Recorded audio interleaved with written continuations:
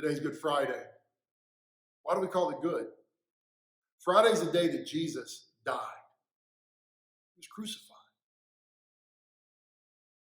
We call it good because Friday's the day that the price for our ransom was paid. It was paid with blood from the Son of God. Friday. The facade of a trial that began in the early morning hours after the arrest in the Garden of Gethsemane. It had taken place under the cover of darkness and at the hands and at the institution of evil men. The Roman government was now involved as the Sanhedrin brought Jesus before Pilate. And they asked Pilate to sentence him to death. For no one wanted to be responsible for crucifying the Son of God. Pilate couldn't find any fault in him, and he declares that to the crowds, and they try to argue, but he's placed himself on par with Caesar.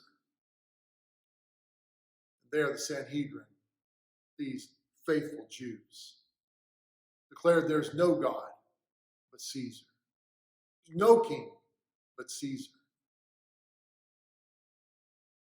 These Jews, because of their hatred, because of their fear, because of their uncertainty, were willing to sacrifice everything, even hope for their souls, to rid themselves of this enemy. The crowds awaken. The trial has already taken place. The small crowd that had gathered had already been incited to cry out for Pilate to crucify him, and Pilate hands Jesus over to be flogged. The crown of thorns, the waging or the casting of lots for his garments, it's all underway. The march to Golgotha has begun. On Golgotha, there are two other criminals to be crucified. Jesus is placed between them with a sign over his head that says, King of the Jews.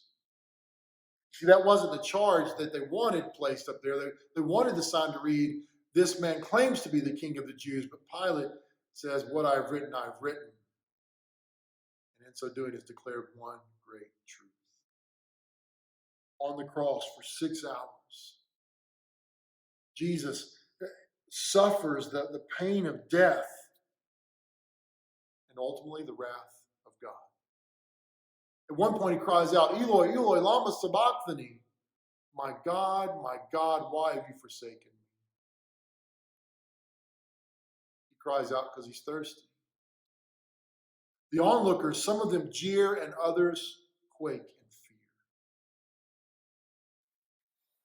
But at the end, it's one word in the original language of the Bible. Tetelestai. We translate it, it is finished. It is finished. Jesus has paid the full price, the full ransom that you and I owed for a debt that we could not pay. And he gives up his last breath. The sky is dark, the ground quakes, the temple, the curtain in the temple that separates the Holy of Holies from the other parts is torn in two. And man is set free. This is why we call it Good Friday. The body's taken off the cross, laid in a borrowed tomb. But he won't be there long. One old preacher has said it this way. It's Friday, but Sunday is coming.